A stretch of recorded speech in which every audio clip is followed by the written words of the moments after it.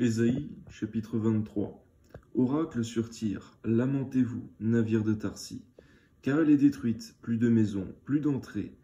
C'est du pays de Kittim que la nouvelle leur est venue. Soyez muets d'effroi, habitants de la côte, que remplissaient les marchands de Sidon, parcourant la mer. À travers les vastes eaux, le blé du Nil, la moisson du fleuve était pour elle un revenu. Elle était le marché des nations. Sois confuse, Sidon, car ainsi parle la mer, la forteresse de la mer. Je n'ai point eu de douleur, je n'ai point enfanté, je n'ai point nourri de jeunes gens, ni élevé de jeunes filles. Quand les Égyptiens sauront la nouvelle, ils trembleront en apprenant la chute de Tyr. Passez à Tarsis, lamentez-vous, habitants de la côte. Est-ce là votre ville joyeuse? Elle avait une origine antique, et ses pieds l'amènent séjourner au loin. Qui a pris cette résolution contre Tyr, la dispensatrice des couronnes, elle dont les marchands étaient des princes, dont les commerçants étaient les plus riches de la terre? C'est l'Éternel des armées qui a pris cette résolution pour blesser l'orgueil de tout ce qui brille, pour humilier tous les grands de la terre, parcourant librement ton pays pareil au Nil. Fille de Tarsis, plus de joug, l'Éternel a étendu sa main sur la mer. Il a fait trembler les royaumes. Il a ordonné la destruction des forteresses de Canaan. Il a dit, tu ne te livreras plus à la joie. Vierge déshonorée, fille de Sidon, lève-toi, passe au pays de Kittim. Même là, il n'y aura pas de repos pour toi. Vois les Chaldéens, qui n'étaient pas un peuple, ces habitants du désert, pour qui l'Assyrien a fondé un pays. Ils élèvent des tours, ils renversent les palais de Tyr, ils les mettent en ruine. Lamentez-vous, navire de Tarsis, car votre forteresse est détruite. En ce temps-là, Tyr tombera dans l'oubli 70 ans, ce que dure la vie d'un roi. Au bout de 70 ans, il en sera de Tyr, comme de la prostituée dont parle la chanson. Prends la harpe, parcours la ville, prostituée qu'on oublie. Joue bien, répète tes chants, pour qu'on se souvienne de toi. Au bout de 70 ans, l'Éternel visitera Tyr, et elle retournera son salaire impur. Elle se prostituera à tous les royaumes de la terre, sur la face du monde. Mais son gain et son salaire impur seront consacrés à l'Éternel. Ils ne seront ni entassés ni conservés, car son gain fournira pour ceux qui habitent devant l'Éternel une nourriture abondante et des vêtements magnifiques. Ésaïe chapitre 24, voici, l'Éternel dévaste le pays et le rend désert. Il en bouleverse la face et en disperse les habitants. Il en est du sacrificateur comme du peuple, du maître comme du serviteur, de la maîtresse comme de la servante, du vendeur comme de l'acheteur, du prêteur comme de l'emprunteur, du créancier comme du débiteur. Le pays est dévasté, livré au pillage, car l'Éternel l'a décrété. Le pays est triste, épuisé, les habitants sont abattus, languissants.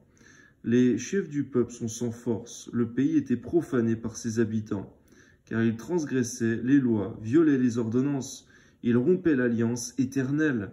C'est pourquoi la malédiction dévore le pays, et ses habitants portent la peine de leurs crimes. C'est pourquoi les habitants du pays sont consumés, et il n'en reste qu'un petit nombre. Le mou est triste, la vigne est flétrie. Tous ceux qui avaient le cœur joyeux soupirent. La joie des tambourins a cessé, la gaieté bruyante a pris fin.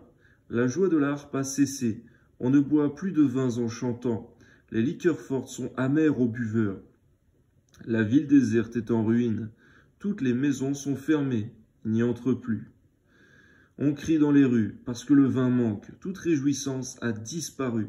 L'allégresse est bannie du pays, la dévastation est restée dans la ville, et les portes abattues sont ruinées, sont en ruine.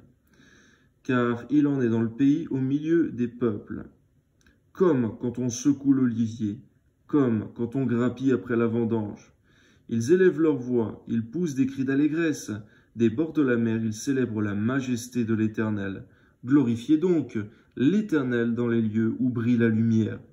Le nom de l'Éternel, Dieu d'Israël, dans les îles de la mer. De l'extrémité de la terre, nous entendons chanter gloire au juste.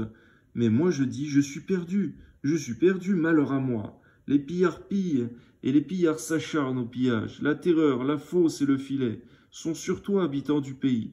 Celui qui fuit devant les cris de terreur tombe dans la fosse, et celui qui remonte de la fosse se prend au filet. car les écluses d'en haut s'ouvrent, et les fondements de la terre sont ébranlés. La terre est déchirée, la terre se brise, la terre chancelle. La terre chancelle comme un homme ivre, elle vacille comme une cabane, son péché pèse sur elle, elle tombe et ne se relève plus. En ce temps-là, l'Éternel châtiera dans les cieux, dans le ciel l'armée d'en haut, et sur la terre les rois de la terre. Ils seront assemblés captifs dans une prison, ils seront enfermés dans des cachots, et après un grand nombre de jours, ils seront châtiés.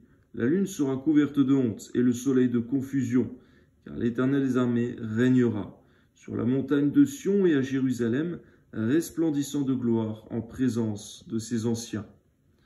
Ésaïe chapitre 25. Ô Éternel, tu es mon Dieu, je t'exalterai, je célébrerai ton nom, car tu as fait des choses merveilleuses. Tes desseins conçus à l'avance se sont fidèlement accomplis, car tu as réduit la ville en un monceau de pierre, la cité forte en un tas de ruines. La forteresse des barbares est détruite, jamais elle ne sera rebâtie. C'est pourquoi les peuples puissants te glorifient. Les villes des nations puissantes te craignent. Tu as été un refuge pour le faible, un refuge pour le malheureux dans la détresse, un abri contre la tempête, un ombrage contre la chaleur. Car le souffle des tyrans est comme l'ouragan qui frappe une muraille. Comme tu domptes la chaleur dans une terre brûlante, tu as dompté le tumulte des barbares. Comme la chaleur est étouffée par l'ombre d'un nuage, ainsi ont été étouffés les chants de triomphe des tyrans. L'Éternel des armées prépare à tous les peuples sur cette montagne un festin de mets succulents, un festin de vin vieux, de mets succulents pleins de moelle, de vin vieux clarifié. Sur cette montagne, il anéantit le voile qui voile tous les peuples, la couverture qui couvre toutes les nations. Il anéantit la mort pour toujours. Le Seigneur l'Éternel essuie les larmes de tous les visages. Il fait disparaître de toute la terre l'opprobre de son peuple, car l'Éternel a parlé. En ce jour, l'on dira, voici, c'est notre Dieu en qui nous avons confiance. Et c'est lui qui nous a sauvés, c'est lui qui nous sauve. C'est l'Éternel en qui nous avons confiance. Soyons dans l'allégresse et réjouissons-nous de son salut, car la main de l'Éternel repose sur cette montagne, et Moab est foulé sur place, comme la paille est foulée dans une mare à fumier. Au milieu de cette mare, il étend ses mains, comme le nageur les étend pour nager. Mais l'Éternel abat son orgueil, il déjoue l'artifice de ses mains. Il renverse, il précipite les fortifications élevées de tes murs. Il les fait crouler à terre jusque dans la poussière. Ésaïe chapitre 26. En ce jour, on chantera ce cantique dans le pays de Juda. Nous avons une ville forte, et nous donne le salut pour muraille et pour rempart. Ouvrez les portes. Laissez entrer la nation juste et fidèle. À celui qui est ferme dans ses sentiments, tu assures la paix, parce qu'il se confie en toi. Eh bien, Seigneur, que nous-mêmes, nous puissions être fermes dans nos sentiments, droits, justes, fidèles à toi, Seigneur, fidèles à tes préceptes, à tes commandements, à ta volonté. Que nous puissions être trouvés fidèles et fermes dans nos sentiments à ton égard, tous les jours de nos vies, jusqu'à la fin. Amen. Confiez-vous en l'Éternel à perpétuité, car l'Éternel est le rocher des siècles. Il a renversé ceux qui habitaient les hauteurs. Il a abaissé la ville superbe. Il l'a abaissée jusqu'à terre. Il lui a fait toucher la poussière. Elle est foulée aux pieds des pauvres, sous les pas des misérables. Le chemin du juste est la droiture. Toi qui es juste, tu aplanis le sentier du juste. Amen. Tu nous encourages, Seigneur, à la justice et à la droiture. Que ce soit le chemin de notre vie, en Jésus-Christ. Amen. Aussi, nous t'attendons, ô Éternel, sur la voie de tes jugements. Notre âme soupire après ton nom et après ton souvenir. Mon âme te désire pendant la nuit, et mon esprit te cherche au-dedans de moi. Car lorsque tes jugements s'exercent sur la terre, les habitants du monde apprennent la justice. Que nous puissions apprendre à méditer ce verset précisément. C'est vrai, Seigneur, notre âme soupire après ton nom et après ton souvenir. Notre âme te désire pendant la nuit et notre esprit te cherche au-dedans de nous. C'est vrai, Seigneur, parce que lorsque tes jugements s'exercent sur la terre, les habitants du monde apprennent la justice. Et c'est ce qui arrivera, Seigneur, au jour où tu jugeras le monde pour sa malice, la terre pour l'iniquité qu'elle renferme.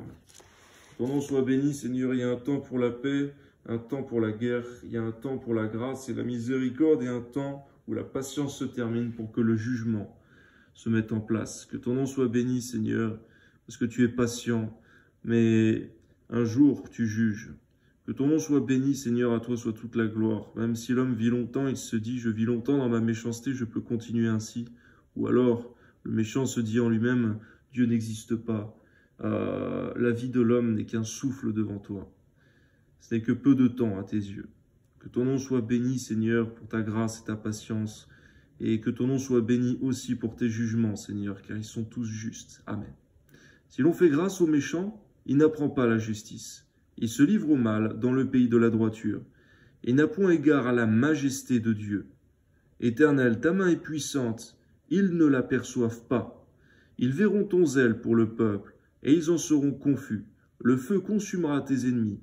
Éternel, tu nous donnes la paix, car tout ce que nous faisons, c'est toi qui l'accomplis pour nous. Éternel notre Dieu, d'autres maîtres que toi ont dominé sur nous, mais c'est grâce à toi seul que nous invoquons ton nom.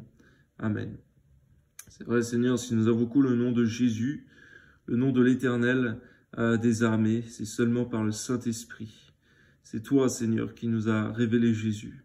C'est toi, Seigneur, qui t'es fait connaître à nous, pour que nous puissions t'invoquer. Sinon, nous serions restés enfermés, le front dans les ténèbres, l'obscurité, l'angoisse et la douleur. Mais c'est toi qui t'es révélé à nous, qui nous a appelés pour que nous puissions venir à toi. Que seule soit toute la gloire, Seigneur. Amen.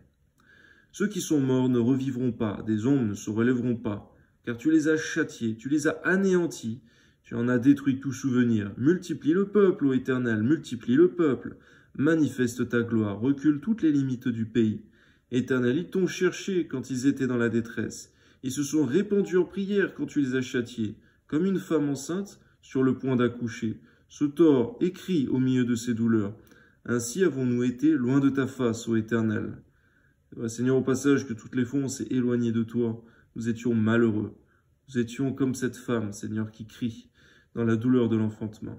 Que ton nom soit béni pour toutes les fois où nous sommes revenus à toi. Toutes les fois où on est resté fidèles, Seigneur. Parce que toutes les fois où on s'éloigne de toi, on est comme une terre desséchée, aride et qui périt très rapidement. Amen. Nous avons conçu, nous avons éprouvé des douleurs, et quand nous enfantons, ce n'est que du vent. Le pays n'est pas sauvé, et ses habitants ne sont pas nés. Que tes morts revivent, que mes cadavres se relèvent. Réveillez-vous et tressaillez de joie, habitants de la poussière, car ta rosée est une rosée vivifiante. Amen. Et la terre redonnera le jour aux ombres. Amen. Va, mon peuple, entre dans ta chambre et ferme la porte derrière toi. Cache-toi pour quelques instants, jusqu'à ce que la colère soit passée. Car voici l'Éternel sort de sa demeure pour punir les crimes des habitants de la terre. Et la terre mettra le sang à nu. Elle ne couvrira plus les meurtres. Ésaïe chapitre 27. Ce jour, l'Éternel frappera de sa dure, grande et forte épée, le Léviathan, serpent fuyard, le Léviathan, serpent tortueux. Et il tuera le monstre qui est dans la mer. Ce jour-là, chantez un cantique sur la vigne. Moi, l'Éternel, j'en suis le gardien. Je l'arrose à chaque instant, de peur qu'on ne l'attaque. Nuit et jour, je la garde. Il n'y a point en moi de colère, mais si je trouve à combattre des ronces et des épines, je marcherai contre elles. Je les consumerai toutes ensemble, à moins que l'on ne me prenne pour refuge, qu'on ne fasse la paix avec moi, qu'on ne fasse la paix avec moi. Quand les temps à venir, Jacob prendra racine. Israël poussera des fleurs et des rejetons. Il remplira le monde de ses fruits. L'Éternel l'a-t-il frappé comme il a frappé ceux qui le frappaient? L'a-t-il tué comme il a tué ceux qui le tuaient? C'est avec mesure que tu l'as châtié par l'exil, en l'emportant par le souffle impétueux du vent d'Orient. Ainsi le crime de Jacob a été expié. Et voici le fruit du pardon de son péché. L'Éternel a rendu toutes les pierres des autels pareilles à des pierres, de chaux réduites en poussière. Les idoles d'Astarté, les statues du soleil ne se relèveront plus, car la ville forte est solitaire. C'est une demeure délaissée et abandonnée, comme le désert. Là pâture le veau, ici couche et broute les branches. Quand les rameaux sèchent, on les brise.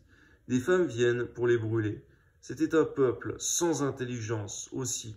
Celui qui l'a fait n'a point eu pitié de lui. Celui qui l'a formé ne lui a point fait grâce. Ce temps-là, l'Éternel secourra des fruits, depuis le cours du fleuve jusqu'au torrent d'Égypte.